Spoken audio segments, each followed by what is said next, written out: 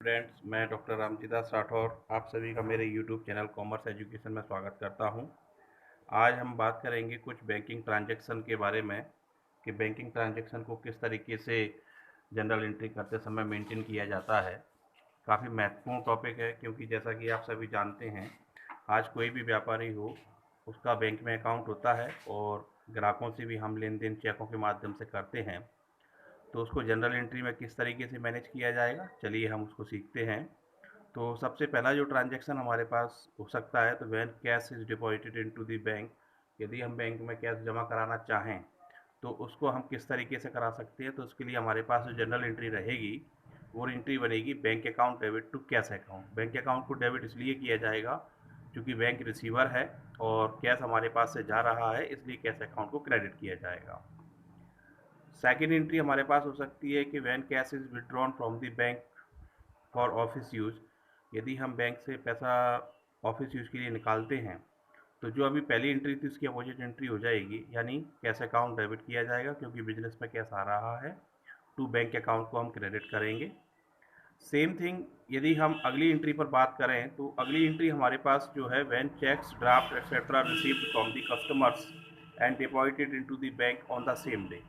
हमको ग्राहकों से कस्टमर से जो भी चेक वगैरह मिलते हैं और यदि उन चेकों को हम सेम डे बैंक में डिपॉजिट करा देते हैं तो इस स्थिति में हमारे पास जो एंट्री निकल के आएगी तो वो एंट्री रहेगी bank account debit, bank receiver है directly to customers personal account, जो भी व्यक्ति का नाम दिया गया हो उस ग्राहक के खाते को आप क्रेडिट कर देंगे। तो यहाँ समझने वाली बात ये है कि जब हमको चेक मिलता है तो उसके संबंध में दो कंडीशन हो सकती हैं। पहली कंडीशन में तो हमारे पास क्या था कि उस चेक को हमने सेम डे बैंक में जमा कराया हुआ है। यदि हम इस चेक को बैंक में सेम डे जमा नहीं कराते हैं तो ऐसी स्थिति में एंट्री में थोड़ा चेंज आएगा और एंट्री का चेंज आप देख रहे हैं फोर्थ नंबर एंट्री में। और उसके लिए हमने एक नया अकाउंट ओपन किया हुआ है, चेक्स इन हैंड अकाउंट। तो cheques in hand account debit to customer personal account, हम इस तरीके से इसको लिख सकते हैं। और जब ये चेक्स इन हैंड अकाउंट हमने अलग से खोला हुआ है तो इस चेक को जब हम बैंक में जमा कराएंगे तो on the date of when above cheques draft etcetera are send to the bank, तो उस समय एंट्री होगी bank account debit to cheques in hand account. तो इस तरीके से हम एंट्री इसकी कर सकते हैं। अच्छा, कुछ राइटर्स इसके संबंध में अलग टाइप से भी एंट्री कर सकते हैं, जो कि करते हैं प्रैक्टिस में। तो वो क्या करते हैं कि जब आपको चेक मिला हुआ है और उस चेक को आप अपने पास रखते हैं तो वो लिखते हैं cash account debit to customer personal account, और उस चेक को कैश की तरह अपने पास मेंटेन करते हैं। आफ्टर सम टाइम जब उस चेक को बैंक में जमा कराया जाता है तो फिर वो लिखते हैं bank account debit to cash account, और उसके बाद वो उसकी कॉन्ट्रा एंट्री को मेंटेन करके चलते हैं। तो बहरहाल जैसी भी सिचुएशन हो आप दोनों कंडीशनों को याद रखें। अभी इसमें ये दिया गया है तो आप इसको याद रखिएगा। इसके बाद जो सिक्स कंडीशन हमारे पास है वो हमारे पास है when customers directly deposited the amount in our bank account, यदि कोई कस्टमर हमारे बैंक अकाउंट में डायरेक्ट पैसे जमा करा देता है। जैसा कि हम देखते हैं कि हम अपने कस्टमर्स को अपना बैंक अकाउंट भी दे देते हैं, तो ऐसी कंडीशन में एंट्री जो हमारे पास होगी वो बैंक अकाउंट डेबिट किया जाएगा क्योंकि बैंक डायरेक्ट रिसीवर है, टू कस्टमर्स पर्सनल अकाउंट को हम क्रेडिट करेंगे। द नेक्स्ट ट्रांजेक्शन की हम बात करें तो जो चेक्स और जो बहना cheque previously deposited into the bank is dishonoured, तो जो भी चेक वगैरह आपने बैंक में जमा कराया था पहले और वो चेक किसी भी कारण से आपका डिसऑनर हो जाता है तो ऐसी स्थिति में आपकी एंट्री क्या होगी, कस्टमर पर्सनल अकाउंट को आप डेबिट करेंगे क्योंकि जो ग्राहक हमको चेक दे रहा था अब उसको हमने चेक वापस कर दिया है तो वो रिसीवर हो जाएगा। कस्टमर्स पर्सनल अकाउंट डेबिट करेंगे टू बैंक अकाउंट और बैंक से हमारा पैसा कम हो जाएगा। तो इस तरीके से हम इस एंट्री को मेंटेन करके चलेंगे जब चेक हमारा डिसऑनर होता है उस कंडीशन में। अब कुछ नई कंडीशन को आप समझें तो जो अगला एक कंडीशन आपको दिया गया है तो उसमें आपको दिया हुआ है when a cheque is received from a customer and discount is allowed to him and if the cheque is deposited into the bank on the same day. आपको एक कस्टमर से चेक मिला और आपने उसको डिस्काउंट अलाउड किया हुआ है और सेम डे आपने बैंक में जमा कराया है, तो ऐसी स्थिति में एंट्री क्या होगी, bank account debit discount allowed account debit to customer personal account. ठीक है, तो जिस तरीके से हम कैश रिसीप्ट होते समय डिस्काउंट अलाउड करते समय और एंट्री करते हैं तो सेम प्रोसेस आपकी कैश की जगह बैंक अकाउंट डेबिट कर दिया जाएगा क्योंकि आपको जो चेक मिल रहा है वो चेक आप सेम डे बैंक में जमा करा रहे हैं। यदि ये चेक सेकंड कंडीशन 8B में आपको दिया गया है, in the case the above cheque is dishonoured. अब ये चेक मान लीजिए डिसऑनर हो जाता है, तो ऐसी स्थिति में आपकी जो एंट्री होगी वो क्रॉस अपोजिट एंट्री आप देख रहे हैं यहाँ पर स्क्रीन पर, और एंट्री आपको दी गई है कस्टमर्स पर्सनल अकाउंट डेबिट, क्योंकि जिस ग्राहक से चेक मिला था उसको हम वापस करेंगे, उसका अकाउंट हमने डेबिट किया टू बैंक अकाउंट, हमारे बैंक से पैसा कम हो जाएगा, और जो डिस्काउंट हमको उस समय हमने अलाउड किया था वो डिस्काउंट हम वापस से उसको डिस्काउंट अलाउड अकाउंट को क्रेडिट कर देंगे। तो इस एंट्री को आप थोड़ा याद रखिएगा कि यदि चेक आपका डिसऑनर होता है तो संबंधित कस्टमर का अकाउंट हम डेबिट करते हैं और बैंक अकाउंट को हम क्रेडिट करते हैं। डिस्काउंट यदि पहले अलाउड किया था तो वापस से हमको वो अलाउड अकाउंट को हम क्रेडिट कर देंगे। देन नेक्स्ट एंट्री हमको जो दी गई है तो वो हमको दिया हुआ है when payment is made by issue of a cheque. यदि मान लीजिए कोई भी आप पेमेंट किसी भी व्यक्ति को करते हैं और चेक द्वारा पेमेंट करते हैं, तो उस कंडीशन में आपकी एंट्री क्या होगी? तो उस कंडीशन में आपकी एंट्री रहेगी रिलेटेड पर्सनल अकाउंट आप डेबिट करेंगे, चाहे राम से आम जो भी नाम दिया गया हो उसको आप डेबिट करें, टू बैंक अकाउंट आप उसको लिखें। तो इस तरीके से आपका क्या होगा कि जो चेक आपने इशू किया हुआ है संबंधित व्यक्ति को आप डेबिट करते हुए बैंक अकाउंट को क्रेडिट करेंगे। यदि मान लीजिए अगली जो 10 नंबर एंट्री हुई है कि जिसमें आपका कोई भी एक्सपेंसेस दिया गया है और उस एक्सपेंसेस का पेमेंट आप चेक द्वारा करते हैं, तो उस कंडीशन में आप क्या एंट्री करेंगे? तो उस कंडीशन के लिए भी आप याद रखिएगा कि जो भी एक्सपेंसेस हो, चाहे सैलरी हो, कमीशन हो, रेंट हो, तो सैलरी कमीशन जो भी नाम आपको दिया गया है एक्सपेंसेस का, आप उसको डेबिट करेंगे और टू बैंक अकाउंट को आप क्रेडिट लिखेंगे। सेम थिंग अगला जो ट्रांजेक्शन है हमारे पास कि यदि मान लीजिए when cash is withdrawn from the bank for the personal use of the proprietor. अब यहाँ पर थोड़ा ध्यान दीजिएगा कि आप अपने पर्सनल यूज के लिए यदि बैंक से पैसा निकालते हैं, तो पर्सनल यूज के लिए जब हम पैसा निकालते हैं तो उसके लिए हम कहते हैं ड्राइंग्स अकाउंट। ड्राइंग अकाउंट व्यापारी का पर्सनल अकाउंट होता है और ये व्यापारी का प्रतिनिधित्व करता है, रिप्रेजेंटेटिव पर्सनल अकाउंट है। तो ड्राइंग अकाउंट को आप डेबिट करेंगे और बैंक अकाउंट को आप क्रेडिट करेंगे। अब यहाँ पर एक बात को और याद रखें कि जो कैश आप विड्रॉ करते हैं उसके दो कारण आपके पास हो सकते हैं। यदि आप पर्सनल यूज के लिए निकालेंगे तो drawing account debit to bank है, और यदि आपने कैश को ऑफिस यूज के लिए निकाला हुआ है तो उस स्थिति में हमने एंट्री नंबर सेकंड सीखी थी, तो वहाँ एंट्री हमने सीखी थी cash account debit to bank account entry हमारे द्वारा की जाएगी।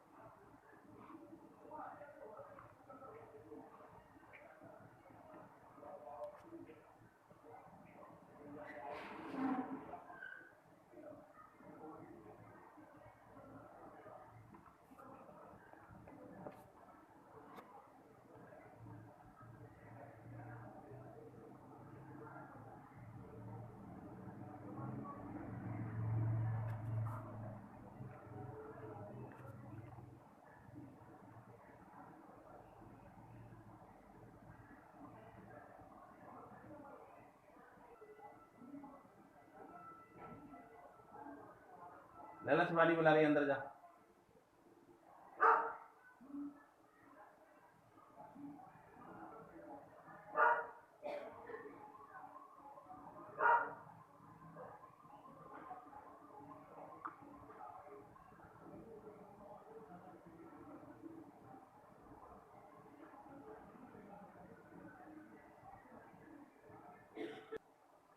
अगली एंट्री आपको दी हुई है withdrawn for private use, personal use में आपने पैसा निकाला हुआ है 5,000 रुपये। द नेक्स्ट है withdrawn from bank for private use, आपने पर्सनल यूज के लिए पैसा निकाला हुआ है 4,000 रुपये। और विड्रॉन फ्रॉम बैंक यहाँ पर कुछ नहीं लिखा हुआ है, जब एंट्री में कुछ भी ना लिखा हो तो आप उसको मान के चलेंगे कि वो आपने ऑफिस यूज के लिए पैसा निकाला हुआ है 12,000 रुपये। इसके बाद लास्ट वन जो एंट्री है placed on fixed deposit account at a bank by transferring from current account. तो मैंने अभी आपको पहले भी बताया था कि आप कई प्रकार के अकाउंट खोल सकते हैं। तो यहाँ आप देख रहे हैं कि आपने अपने करंट अकाउंट में से एफडी के लिए कुछ पैसा ट्रांसफ़र किया हुआ है। तो इन सभी ट्रांजैक्शन को हम किस तरीके से मेंटेन करेंगे, तो चलिए अब उसको भी हम सीखते हैं। तो आप स्क्रीन पर देख रहे हैं कंटिन्यू में। तो जनरल आपने लिखा, देन आपने फॉर्मेट बनाया हुआ है date particular LF amount debit amount credit का। और इसके बाद हम इसकी एंट्रियों को सीखते हैं। तो पहली एंट्री हमारे पास क्या आ रही है, वो एंट्री आ रही है cash bank account debit to cash account. किस बात के लिए कि आपका जो ट्रांजैक्शन था वो था paid into bank for opening a current account. आपने करंट अकाउंट खोला है तो उसको हम बैंक अकाउंट के नाम से रिप्रेजेंट करेंगे। तो bank account debit bank receiver है और आपके पास से कैश जा चुका है, तो bank account debit to cash account amount 25,000 और नरेशन आप लिख देंगे कैश डिपॉजिटेड इनटू बैंक। पहली एंट्री क्लियर है। देन सेकंड एंट्री की हम बात करें तो वो हमारे पास थी goods purchase and payment made by check.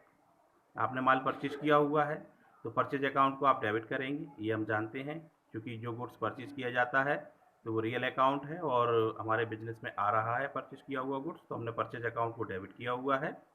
और टू बैंक अकाउंट किया गया है क्योंकि हमने उसका पेमेंट किसके द्वारा किया हुआ है, चेक के द्वारा किया हुआ है। यदि हम चेक नहीं देते तो यहाँ पर हम कैश अकाउंट को लिखते, जैसा कि हम पहले एग्जाम्पल्स में सीख करके आए हैं। तो यहाँ एंट्री की गई purchase account debit to bank account. Then next entry जो हमारे पास है, काफ़ी महत्वपूर्ण है ये एंट्री। तो इसमें हमको दिया गया है cash sales ₹40,000 and out of this amount 30,000 deposited into bank. अब देखिए आपने नगद माल बेचा हुआ है, ठीक है ना। अब नगद माल बेचने में आपने क्या किया हुआ है कि जो पैसा आपको मिल रहा है उसमें से कुछ पैसे को आपने बैंक में जमा कराया हुआ है।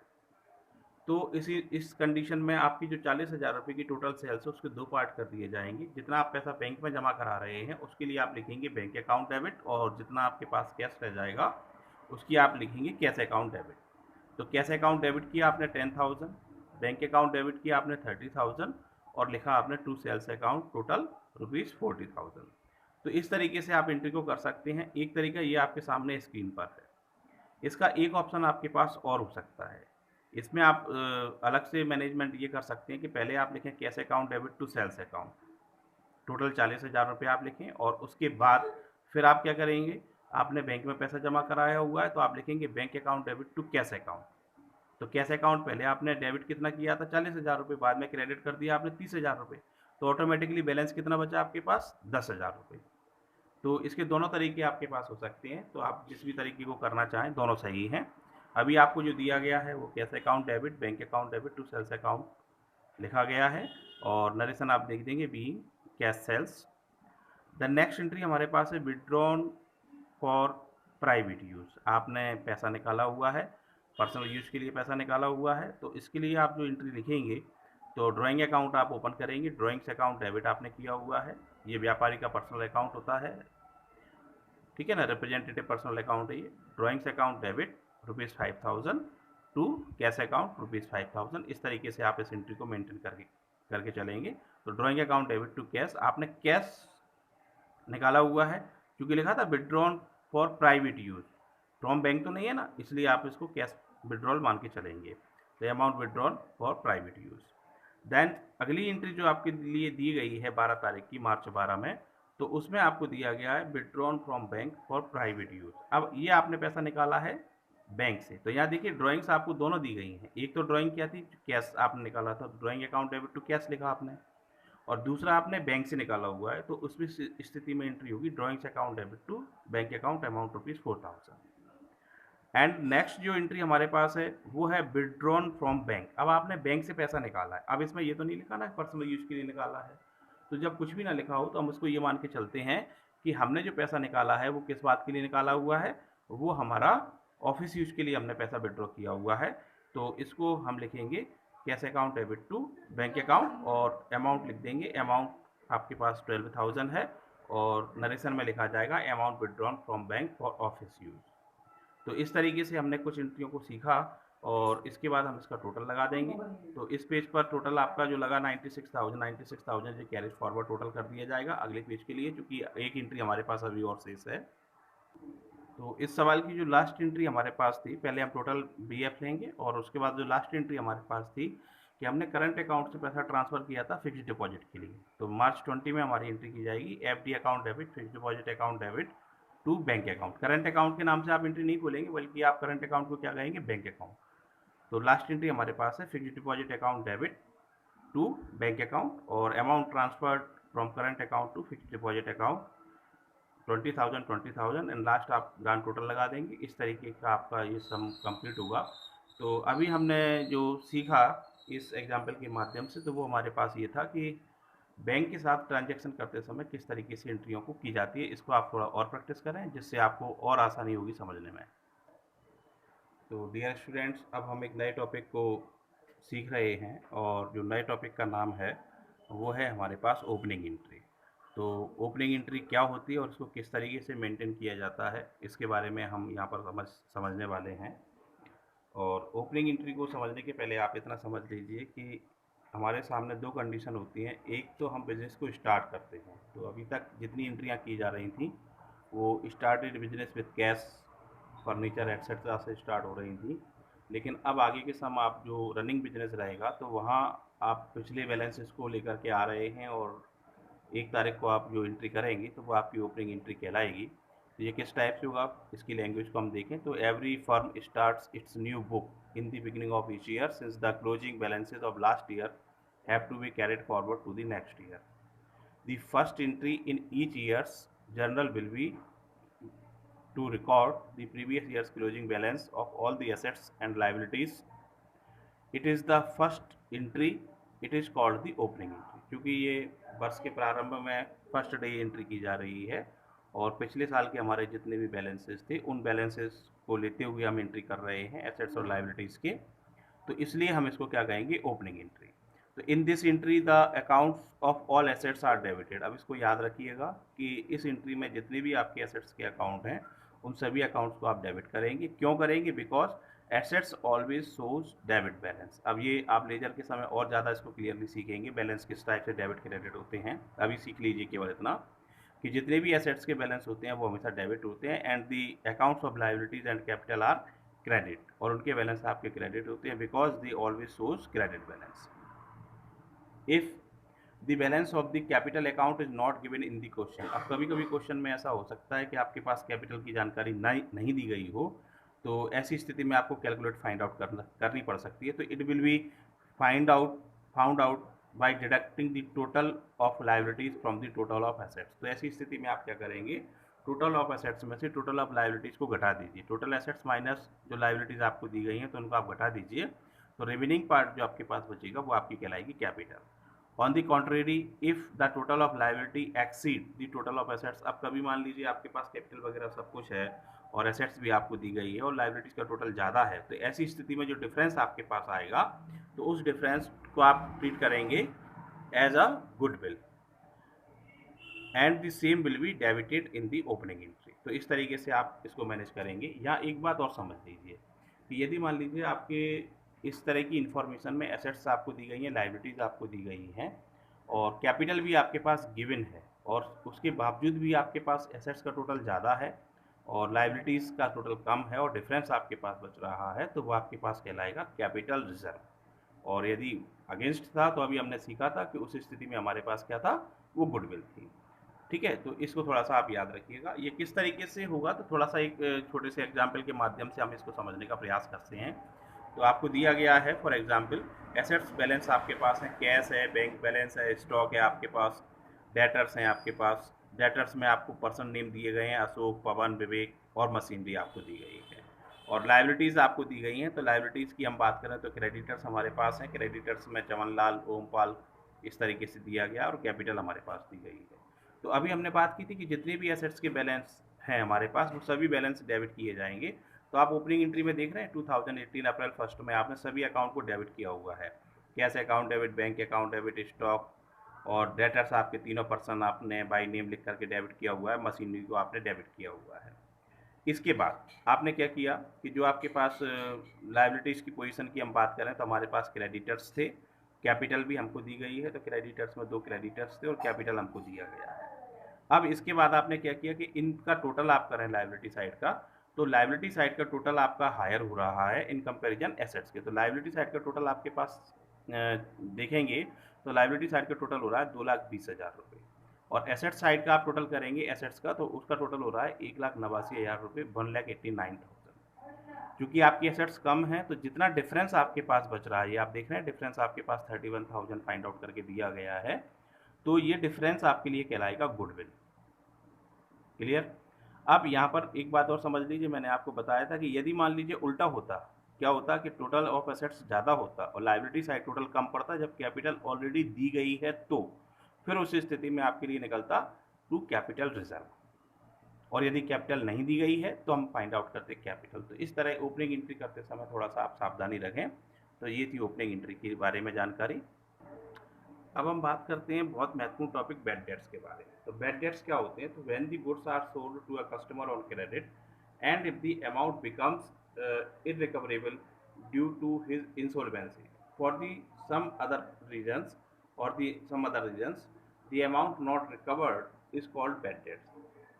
अब हुआ क्या है आपके साथ कि आपने किसी व्यक्ति को उधार माल बेचा और किसी भी कारण से वो इंसॉल्वेंट हो गया या कोई और कारण है वो आपका पैसा नहीं दे पा रहा है, तो जो पैसा हमको नहीं मिल पाता उसको हम कहते हैं बैड डेट्स। और बैड डेट्स की स्थिति में आप जो रिकॉर्ड मेंटेन करेंगे तो बैड डेट्स अकाउंट को आप डेबिट करेंगे और कस्टमर्स अकाउंट को आप क्रेडिट करेंगे। ये सारा काम किस तरीके से होगा, तो एक एग्जाम्पल के माध्यम से हम समझें। तो Ravi who owed rupees 10,000 is declared insolvent and 30 paisa in a rupee is received from his estate. एक व्यक्ति रवि था जिससे हमको 10,000 रुपये लेने थे, वो अब इंसॉल्वेंट हो चुका है और ऐसी स्थिति में उससे केवल 1 रुपये में 30 पैसे के हिसाब से पैसा प्राप्त हो पा रहा है। तो आप एंट्री करेंगे cash account debit bad debts account debit to Ravi. तो यहाँ आप देख रहे हैं कि रवि से टोटल पैसा लेना था आपको 10,000 रुपये, जिसमें से 1 रुपये में 30 पैसे मतलब 30% आपको पैसा मिला हुआ है। तो इसका 30% अमाउंट आप निकालेंगे जो कि आ रहा है 3,000 रुपये। 3,000 रुपये आपको कैश रिसिप्ट हुआ है, तो आपने लिखा कैश अकाउंट डेबिट और उसके बाद डिफरेंस आप निकालें तो डिफरेंस आपके पास 70% रहा, 70%। तो 7,000 रुपये आपके पैसे नहीं मिले हैं, वो आपके लिए कहलाएंगे बैड डेट्स। तो इस तरह आपकी एंट्री होगी cash account debit bad debts account debit to Ravi. और नरेशन आप लिख देंगे 30 paisa in a rupee received from Ravi on his insolvency. तो इस तरीके से आपको एंट्री मेंटेन करना है। तो इस एंट्री को भी समझाने का उद्देश्य यही है कि आगे जब आपके पास बैड डेट्स रिलेटेड जो ट्रांजेक्शन्स आएंगी तो उनको करते समय आप इस तरीके से सावधानी रखें। आई होप आपको ये सारी बातें समझ में आई होंगी। तो अभी के वीडियो में हम इतनी ही बात करेंगे और उसके बाद अगले वीडियो में आपको कुछ और समझाए जाएंगे। तो आप लगातार सवाल सीखने के लिए जुड़े रहिए। मैं डॉक्टर रामजी दास राठौर आप सभी के लिए बहुत बहुत धन्यवाद अदा करना चाहूँगा। Thank you and have a nice day.